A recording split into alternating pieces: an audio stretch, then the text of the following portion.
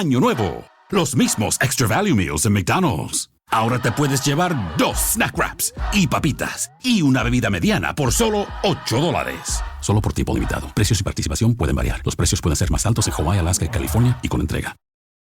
This episode is brought to you by Stouffer's. Here comes 3-time juggling champion Natalia Rogers. She's juggling law school, her TA job. Oh, narrowly catches the laundry. What's that 4th ball? Parents unexpectedly showed up at dinner time? Is that too much for Natalia? Not with Stouffer's Chicken Alfredo and its mouth-watering mix of Asiago, Romano, and Parmesan. When you're juggling 4 things at once and the clock strikes dinner, think Stouffer's.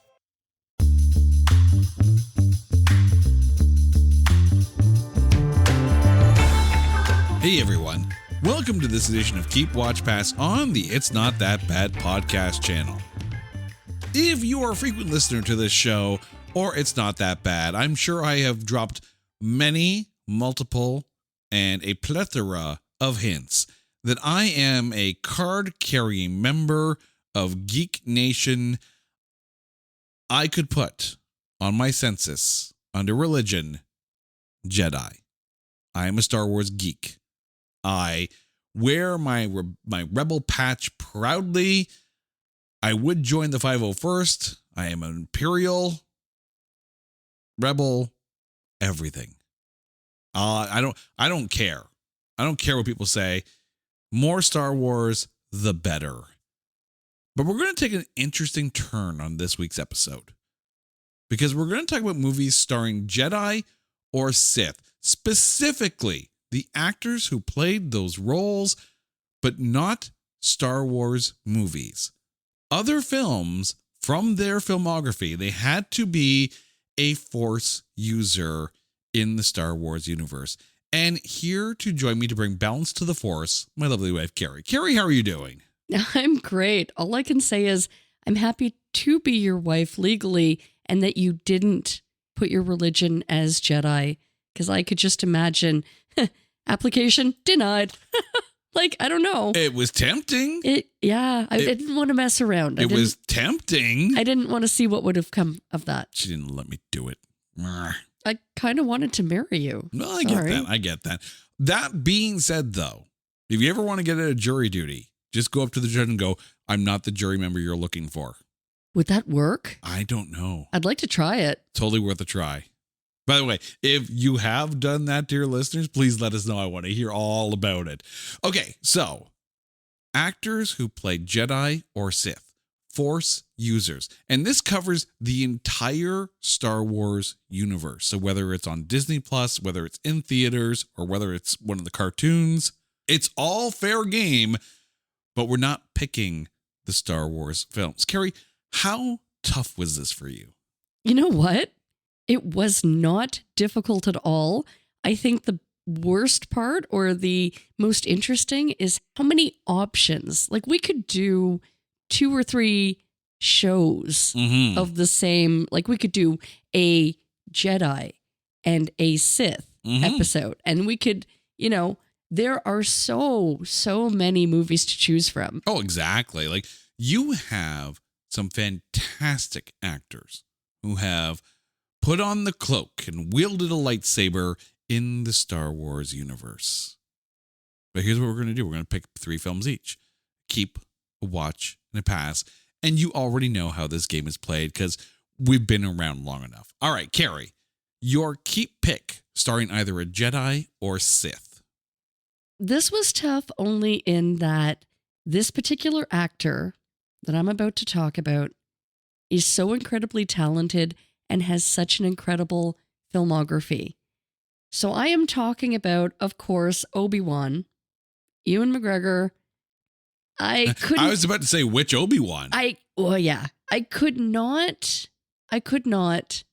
choose between 2 movies that he's been in. Okay. Do you want to take a guess? You know me fairly well, so now you know the actor. All right. I'm going to throw it out there that maybe you're thinking Trainspotting. I am maybe thinking Trainspotting. Woohoo! Yeah, bonus. Do you know the second one? Ooh, that's a good question. For the bonus round. Oh, I can't even. Completely different from Trainspotting. Okay. Oh. What was the film? He played Christopher Robin. Yes, he played Christopher Robin. There we go. Okay, so clearly I am that obvious. Right? Or you just know me that well. I do know you that well. But I think those are two fantastic choices. They really are, and I don't know which way to go, so here you go. I will be surprised that you chose a Ewan McGregor film for your keep, because there's another Jedi out there that I was fully expecting you to take full advantage of and be Captain Obvious with your keep pick, but I approve. I know. I'm waiting for the next show because, okay, like I said, we could make a month-long series of this. Well, I mean, there's going to be like more Star Wars coming, down the pipe, so I can get behind that. But I mean, you really can't go wrong with Train Spotting, though. I came to play today. I think I'm going to impress you with the research and the effort that I put into today's recording. Okay. I think I see a trend with my picks here, because they are all ensemble casts. All three of them. I keep my watch, my pass. They all have major ensemble cast. Like, you take a look at the list and you're like, how did they get this many actors to agree to be in the same film? Because there can't be enough script to go around. But when you have a film that stars Robert Redford, Ben Kingsley, Sidney Poitier, Dan Aykroyd, River Phoenix, Mary McDowell, and the voice of Darth Vader himself, James Earl Jones. I'm talking about Sneakers. This is one of those pitch perfect 90s films that kind of flew under the radar a little bit, right? It's not the very first film you think of, but anyone who has seen Sneakers will swear by it. It's not the splashy pick. It's not the blockbuster, even though it made $105 million on a $23 million budget, which just goes to show that you can make a damn good film if the script is there. You don't need big budget special effects. And I'm sure a lot of these actors saw who they're working with. They're like, oh, hells yeah, I'll do this film. Look at this cast. Like, you have so many good actors in this. And for James Earl Jones to just come in at the end of the film, spoiler alert, but if you haven't seen Sneakers by now, you have missed out. But this is one of those also perfect Sunday afternoon movies. It was perfect for network television. It's not, there's not much blood, if anything. It's not much swearing. You don't have to fuddy-duddy your way through this on network television. It's perfect film for adults, for older teens. Like, there's nothing wrong with Sneakers. It's so good. And right now, anyone who's seen it goes, my voice is my passport. Please verify me. It's oddly, strangely quotable as well. For my watch film, I'm going with another ensemble cast in a movie that actually started a franchise. I'm talking about the very first Knives Out film. So not only do you have as the lawyer for the deceased, Harlan, played by Frank Oz, who is the voice of Yoda. It's a small role. Yoda in this do we have? But it was also written and directed by Rian Johnson, who directed Star Wars: The Last Jedi. And it also stars Daniel Craig as Benoit Blanc, the centerpiece of the entire Knives Out franchise, but who also played the stormtrooper who got Jedi mind tricked by Rey in The Force Awakens in an uncredited cameo. So, hells yeah, with your Star Wars. But I mean, also, Ana de Armas, Chris Evans, Jamie Lee Curtis, Toni Collette. Like, it is pitch perfect. The reason why there is a Knives Out franchise is because this film is so good. If you love mysteries, this is for you. If you love whodunits, this is for you. If you love something with a bit of a black comedy edge to it, like some of the best films of the late 80s and early 90s, this is a great film for you. I don't think any of the other Knives Out films meet the perfection of the first one, but it's hard to do, right? But at least when the only consistent person in the cast, Daniel Craig as Benoit Blanc, he's our new Sherlock Holmes. He's our new Hercule Poirot. Every generation has to have this kind of franchise. Rian Johnson gave it to us, and he put Yoda in it. Why do growing businesses love working in Slack? Let's ask Christy at Ari Bikes. Running things in Slack saves me so much time. AI summaries save 97 minutes per week. What say you, Rox from Gosney? Slack helps us build community, it helps us build connection. Your partners, vendors and customers all in one place. Take us on home, Ashley from Caraway. If we didn't have Slack tomorrow, I would explode. Well, let's not let that happen. Visit slack.com/podcast to get 50% off Slack Business Plus. A twisted new season of The Traitors is finally here. What did I get myself into? The prize, $250,000. I'm gonna lie and cheat and do whatever I have to do to win. If you're gonna come for me, I'll finish you. Shame on you! I'm out for blood. It is like a firing squad. Boom, boom, boom, boom, boom. Let the games begin. Emmy Award winner, The Traitors. New episodes streaming Thursdays at 9 p.m. Eastern, only on Peacock. I had that dream again. My small business needs to hire, but I don't use LinkedIn, and I hire wrong. So then I'm doing IT, and when I go to plug the servers in, they become sentient, and they won't let us access our network unless we forward their chain emails and memes to more and more and more people, and then I wake up. Don't let hiring nightmares ruin your dreams. LinkedIn Jobs' new AI assistant finds and invites best fit candidates to apply, so you can discover talent you may have missed. Post your job for free at linkedin.com/quality. Start hiring today with LinkedIn. All right, Carrie, over to you for your watch pick. I am also watching a Yoda movie. Oh? I am. Tell us you will. So, bonus is Frank Oz, but I was also going with Ian McDiarmid in Dirty Rotten Scoundrels. Okay. Right?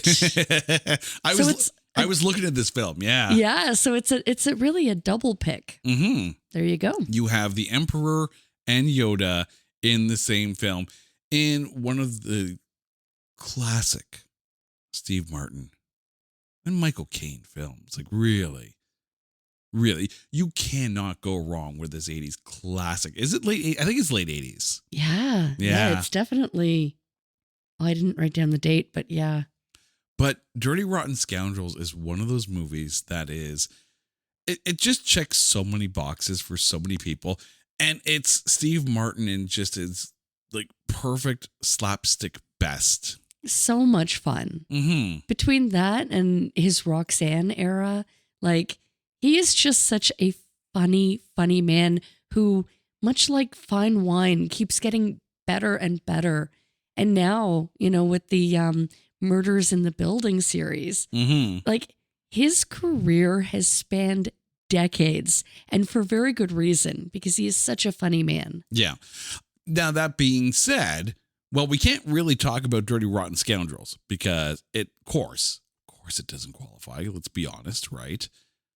But what we can talk about is the remake, the gender swap remake, starring Rebel Wilson and Anne Hathaway, The Hustle, which sits at a 13% tomatometer.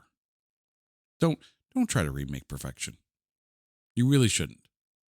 Even though Anne Hathaway is fantastic, but you're just going to be compared to the original. Don't do it. Make something new. All right. Your pass pick. No. But no. But no? I am passing on an Adam Driver movie, but not Megalopolis. You're not going to bring this up, are you? I am. Oh, you are. Because this needs to be addressed right here, right now. The House of Gucci. Oh, I thought you were going to say The Dead Don't Die. Oh, No. I was ready to rage. No. Stand down. Okay. Stand down. I'm talking. House of Gucci away. I'm talking about where Adam Driver played the young son of the Gucci family fame. Okay. And yeah, I don't want to typecast, but picture Jar Jar. Yeah, Jar Jar Binks. Misa no like this. In a famous fashion family. That's how Adam Driver delivered his role. Well, the Gungans were pretty fashionable. This movie had incredible actors in it as well. Mm-hmm. Lady Gaga. It had Jared Leto. And even I didn't hate him as much as I hated Adam Driver's performance. How weird is it that we're coming across all these films now over the last couple of weeks? Like, you're not a Jared Leto fan. No. At all. Nope. At all. Not at all. Yet the last couple of weeks on Keep Watch Pass, we have actually been saying nice things about Jared Leto performances. It's weird. It's a new year. We're in the upside down. We should do a Stranger Thing episode. Oh, let's put it on the list. Yeah. Put it on the list. And we could. We absolutely could do a cast of Stranger Things. Yeah. Okay. All right. Coming Noted. soon to an episode of Keep Watch Pass near you. But go on. Tell us how bad House of Gucci is. It was bad. Okay. That was quick. Would not recommend. What is this, like a verbal review of this? 0 out of 5 stars. Sat down in the theater, Jar Jar is a Gucci, would not recommend. 1 star out of 5. Okay. I feel bad. I do. I feel bad. Because I feel like this is now going to turn into the Adam Driver show. But I'm going with a film that I thought you were going to go with. Megalopolis. Well, I referred to it. You did refer to it. And that's it. That's all the pain that I wanted to revisit. But here we go. Bring it on. This piece of crap film. I don't, you can sit there and say, oh, it looks fantastic. Oh, the visuals are amazing. Oh, it's all. Okay, but what the hell does it mean? Like, it's pretentious AF. I don't like it. I tried. We watched it for Grading on a Curve. I tried. I couldn't. I could not find good things to say about this film. Aside from maybe Natalie Emanuel. I thought she was okay in it. But how do you have a movie that has a cast that includes Giancarlo Esposito, also Moff Gideon in The Mandalorian, if we're continuing our Star Wars thing here, but Natalie Emanuel, Lawrence Fishburne, right? Aubrey Plaza. But then you also have Shia LaBeouf, John Voight, and Adam Driver. It's like the Three Stooges. Entered a Francis Ford Coppola film. Oh my God. With John Voight in the corner going, hey Mo, what do you think of this boner I got? But we're talking about a film that put Francis Ford Coppola, the director, into some very elite company. Because with this film, he became only the 4th director in history to have won an Oscar and a Razzie as a director. Of course, he won the Best Director at the Oscars for The Godfather Part 2, and rightfully so. Got the Razzie for this, for Megalopolis. But the other 3 directors who have an Oscar and a Razzie for directing, Michael Cimino, who won the Oscar for The Deer Hunter, but then won the Razzie for Heaven's Gate. Kevin Costner won the Oscar Best Director for Dances with Wolves, won the Razzie for The Postman. And Tom Hopper won an Oscar for The King's Speech, won the Razzie for Cats. Yeah, Cats. Ugh. How dare we bring up Cats again? That was not fun. That was not a fun film. But, I mean, if this is the Francis Ford Coppola curtain call for films, dear God, why? Now, to his credit, he actually put out apparently on his Instagram account that he was honored to receive the award for Worst Director for Megalopolis. So, takes it in stride. And I get it. Not all film is for everybody. But this film, it's definitely not for everybody. It was visually stunning, though. You could give it credit for that. Yeah, but so are the pretty lights when I get high. No, that's astigmatism. Oh. Or I just need to go to the doctors, apparently.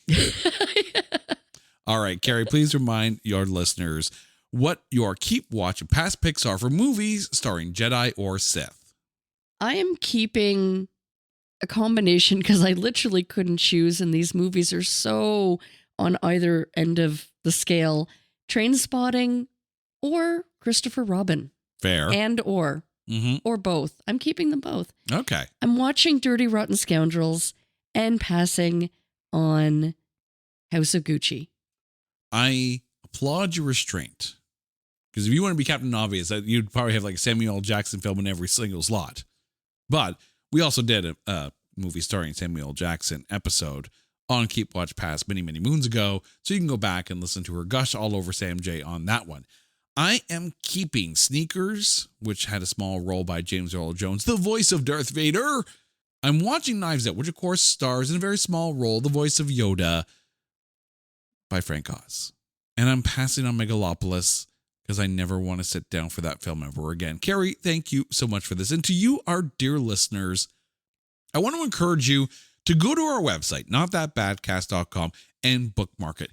If you like the show, this is the best place to be notified when we have new episodes come out, because social media sites are changing and they're looking at starting to charge people, musicians and podcasters and the like, for putting on more links that are outside of their website and their social media domains.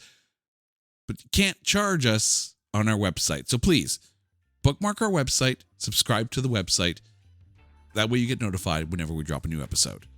But until next time, you guys know the drill.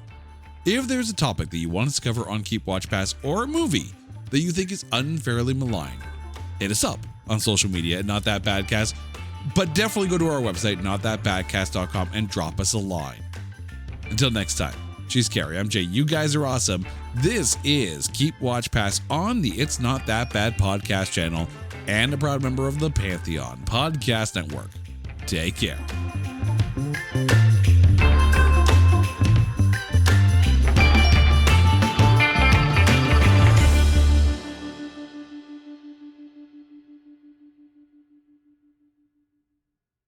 Well, the holidays have come and gone once again, but if you've forgotten to get that special someone in your life a gift, well, Mint Mobile is extending their holiday offer of half off unlimited wireless. So here's the idea. You get it now, you call it an early present for next year. What do you have to lose? Give it a try at mintmobile.com/switch. Limited time, 50% off regular price for new customers. Upfront payment required. $45 for 3 months, $90 for 6 months, or $180 for 12-month plan. Taxes and fees extra. Speeds may slow after 50 gigabytes per month when network is busy. See terms.